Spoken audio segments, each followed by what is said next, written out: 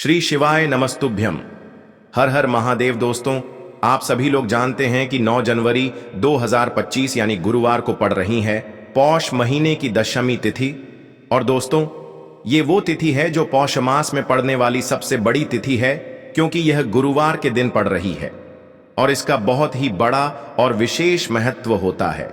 पूज्य गुरु जी ने कहा है कि अगर कभी भी मौका लग जाए और पौष महीने की दशमी तिथि गुरुवार को पड़ जाए तो आप लोगों को 11 चावल के दाने वाला उपाय तो अवश्य ही करना चाहिए।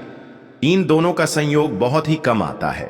इसी के साथ मैं गुरु जी ने अपनी शिव पुराण कथा में बताया है कि इस दिन आपको 11 चावल दाने का उपाय तो आपको अवश्य ही करना चाहिए, क्योंकि ऐसा दिन पूरे साल में सिर्फ एक ही बार आता है। और दोस्तों, आप सभी लोग जानते हो गुरुवार का अगर सबसे बड़ा कोई उपाय है तो वो 11 चावल के दाने वाला उपाय है। तो दोस्तों, इस गुरुवार के दिन आप लोगों को इस 11 चावल दाने वाले उपाय को जरूर करना है। बहुत सारे लोग होंगे जिन लोगों ने इस उपाय को ना किया हो, मतलब पूरा साल निकल गया, उन्होंने किसी भी दिन इस 11 चावल दाने वाले उपाय को ना किया हो। पर दोस्तों, आपके पास एक आखिरी मौका बचा हुआ है जो कि 9 जनवरी के दिन है। तो इस दिन आप लोगों को इस वाले उपाय को जरूर कर लेना है। भले ही आपने पूरे महीने भर इस उपाय को ना किया हो, पर अगर आपने इस पौष महीने के गुरुवार के दिन अगर इस वाले उपाय को कर लिया तो आपको इस उपाय को करने का वो फल मिलेगा जिसकी आपने कभी कल्पना भी नहीं करी होगी। इसीलिए आप लोग इस वाले उपाय को एक बार जरूर कर लेना है, ताकि आप लोगों के हाथ से यह मौका ना जा सके और आपको इस उपाय को करने का फल मिल सके। दोस्तों, यह उपाय पंडित जी ने अपनी अभी की ही श्री शिव महापुराण की कथा में बताया है। जिस उपाय को आज हम आपको बहुत अच्छे से समझाने वाले हैं, इस वीडियो को देखने के बाद इस उपाय को समझने के लिए आपको कोई और वीडियो को देखने की जरूरत नहीं पड़ेगी। तो चलिए दोस्तों, उपाय को शुरू करते हैं। देखिए, यह इस पौष महीने के दशमी तिथि के दिन यह इतना खास होता है, इतना महत्वपूर्ण होता है। देखा गया है कभी कभी बड़े बड़े पूजा पाठ अनुष्ठान से जो मनोकामना पूर्ण नहीं होते, वो पौष महीने के गुरुवार के दिन एक छोटे से उपाय करने से ही आपकी मनोकामना पूर्ण हो जाती है। और बहुत सारे लोगों ने इस उपाय को किया भी है और उनको इस उपाय को करने का फल भी जरूर मिला है। अगर आप लोग भी इस उपाय को करना चाहते हैं तो आप इस उपाय को पहले अच्छे से समझ लेना, सुन लेना, उसके बाद करना। आपको इस उपाय का फल जरूर मिलेगा और इस उपाय को कर लेने से आपके घर में चाहे किसी भी प्रकार की दुख और समस्या क्यों ना चल रही हो, आपको उसका कारण भी नहीं पता है कि भाई यह समस्या किस कारण से चल रही है। उसका कुछ भी कारण हो सकता है, जैसे पितृदोष हो सकता है या किसी भी तरह का मंगल दोष भी हो सकता है। तो इस दिन आप लोगों को यह वाला उपाय कर लेना है। यह एक ऐसा उपाय है जिस उपाय को अगर किसी विशेष दिन पर किया जाए तो भाई उस विशेष दिन का जो है वह तो हमें मिलता ही मिलता है, पर हमने उस दिन पर इस उपाय को किया है तो हमें उससे भी बड़ा फल मिलता है और फल बहुत जल्दी मिलता है, क्योंकि आप इस उपाय को बहुत ही बड़े और विशेष दिन पर कर रहे हो। तो चलिए अब उपाय के बारे में बात करते हैं, लेकिन उससे पहले आप लोगों को यह जानना आवश्यक है कि आखिर यह उपाय किस समय करना है, किसको करना है और कैसे करना है।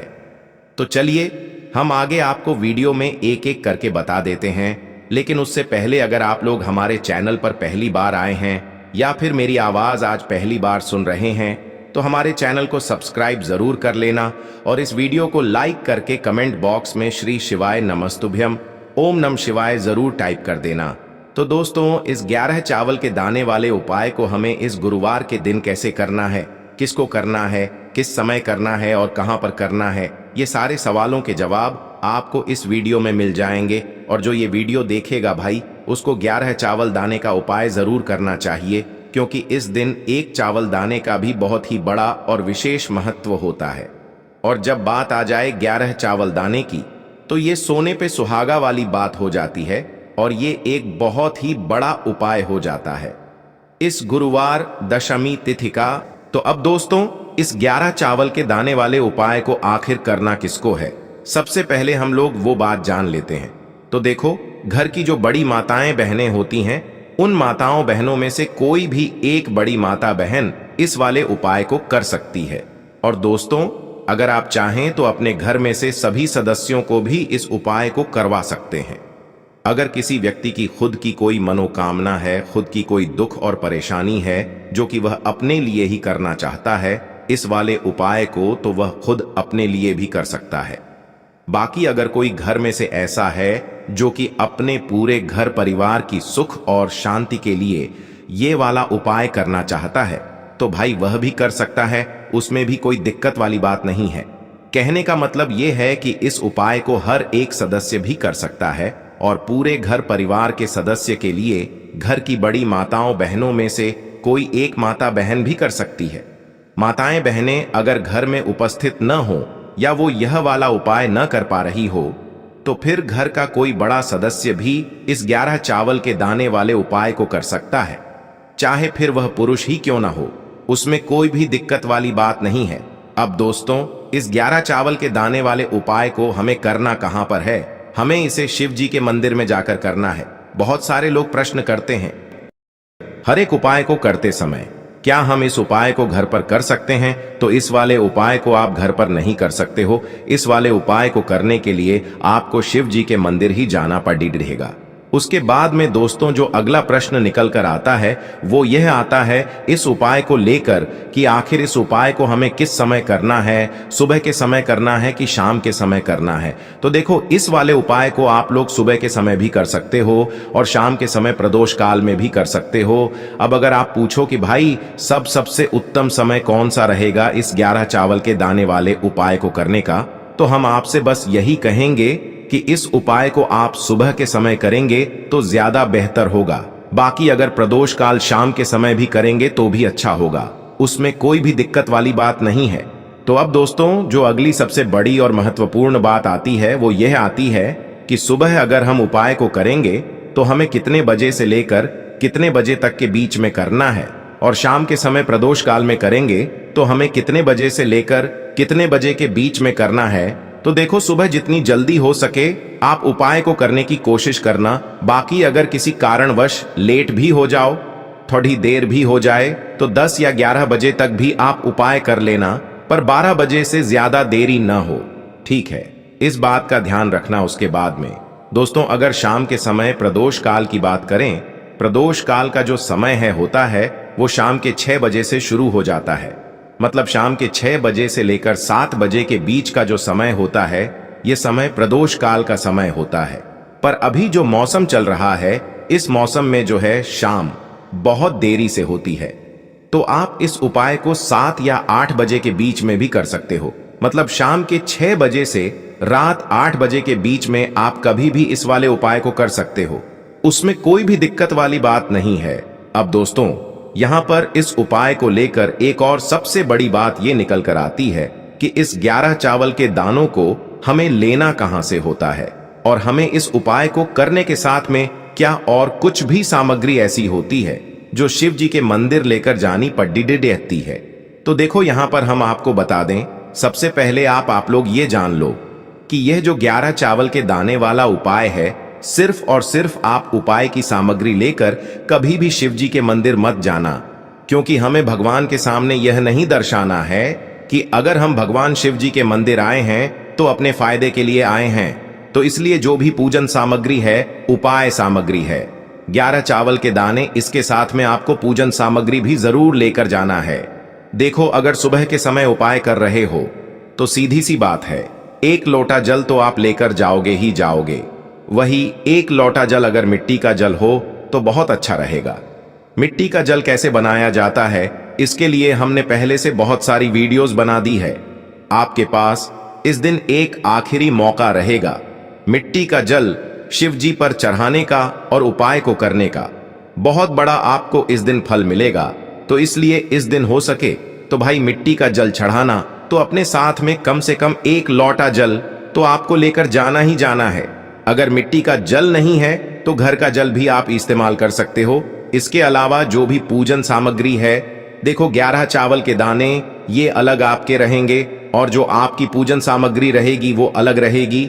पूजन सामग्री में आप जो भी चीज लेकर जाना चाहे वो लेकर जा सकते हैं, उसमें कोई भी दिक्कत वाली बात नहीं है। वहीं अगर हम बात करें शाम के समय की, तो शाम के समय शिव जी पर जल नहीं चढ़ता है। इसीलिए शाम के समय आप लोग एक दीपक तैयार कर लें, जो कि गोल बत्ती का आटे का शुद्ध देसी गाय का घी का होगा, है ना। इस बात का आप लोगों को ध्यान रखना है और इस दीपक को आपको घर से जलाकर नहीं लेकर जाना है, भगवान शिव जी के मंदिर में जाकर ही जलाना है। इस बात का भी आप लोगों को ध्यान रखना है।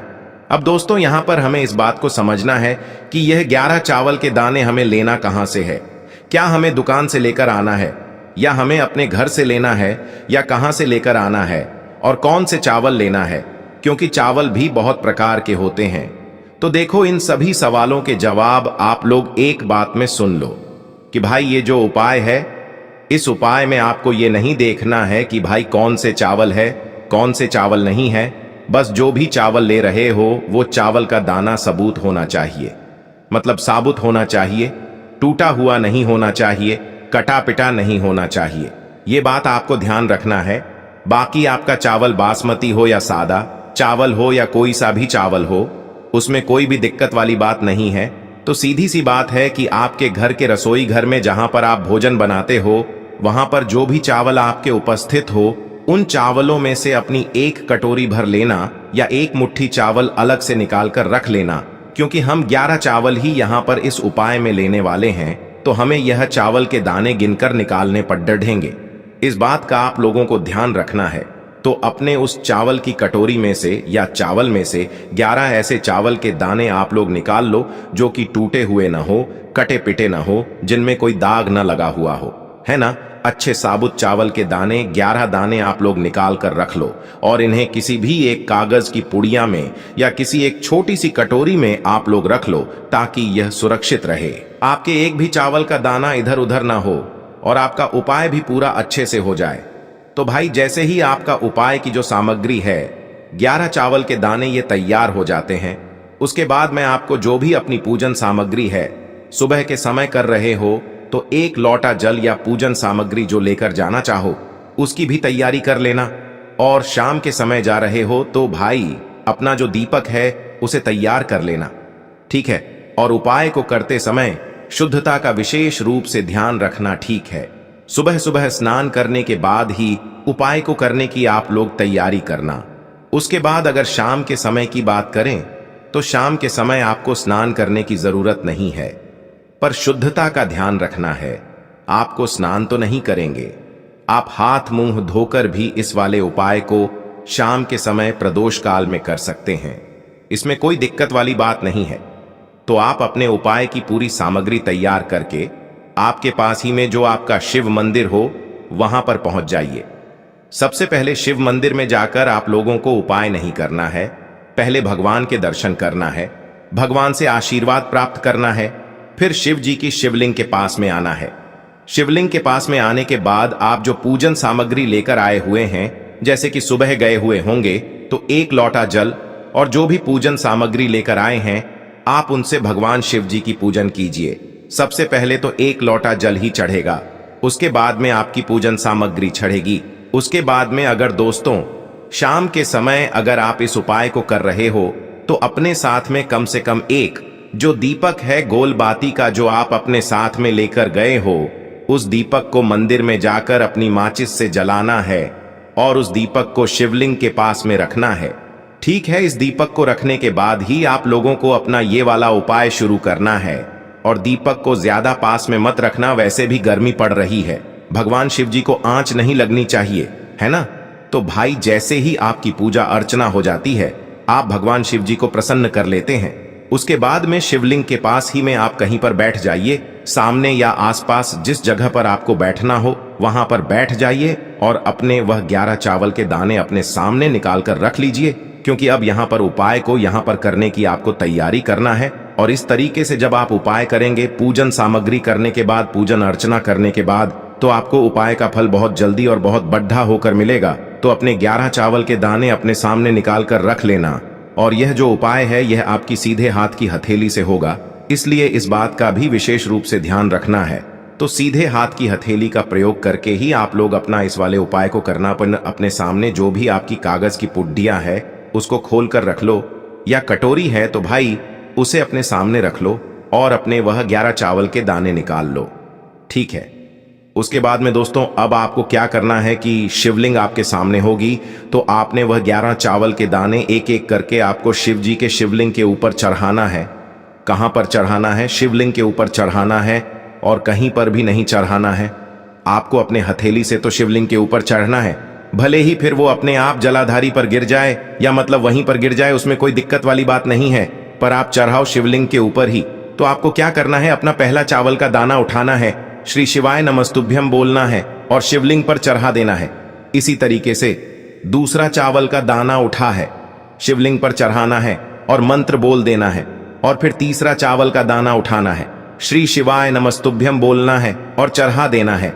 इसी प्रकार से आपको पूरे 11 चावल के दाने एक एक करके शिव जी के शिवलिंग के ऊपर चढ़ाना है और भगवान से प्रार्थना करते जाना है। मतलब प्रार्थना तो आपको आखिरी में करना है, पर हर एक चावल के दाने को चढ़ाते समय श्री शिवाय नमस्तुभ्यम जरूर बोलना है। उसके बाद ही में यह चावल का दाना शिवलिंग के ऊपर आपको चढ़ाना है। जैसे ही आपके 11 चावल के दाने शिवलिंग के ऊपर चारहच जाते हैं, तो भाई उसके बाद में आपको क्या करना है, भगवान से अपनी मनोकामना बोलना है। मनोकामना भी कब बोलना है?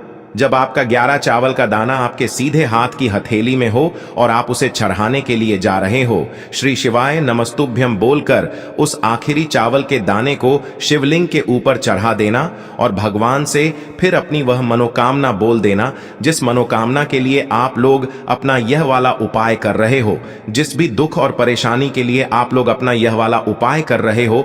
उसके बाद में जैसे ही आप अपनी मनोकामना बोल देते हो, आपका यह वाला उपाय पूरा हो जाता है। पर दोस्तों, उपाय को करने के बाद आप लोगों को 2 मिनट भगवान शिव जी के मंत्र का जाप जरूर करना है और मंत्र का जाप करने के बाद भगवान से एक और बार प्रार्थना करना है अपनी मनोकामना के लिए या अपनी जो भी दुख और परेशानी है उसके लिए। इसके बाद में आप लोग भगवान को देखकर, भगवान से प्रार्थना करके, उनसे आशीर्वाद लेकर वहां से उठ सकते हैं और अपने घर पर जा सकते हैं। बस दोस्तों, यहां पर यह वाला उपाय पूरा हो जाता है। इस तरीके से जो भी व्यक्ति छोटी छोटी चीजों का ध्यान रखते हुए इस 11 चावल के दाने वाले उपाय को करेगा, निश्चित सी बात है उसे उसकी मनोकामना जल्द ही पूर्ण होगी और जो भी दुख और परेशानी है वो भी बहुत ही जल्दी दूर होंगे। और दोस्तों, अगर आपको हमारी ये वीडियो पसंद आई हो तो हमारे इस वीडियो को लाइक और चैनल को सब्सक्राइब जरूर करें। हर हर महादेव, ओम नमः शिवाय।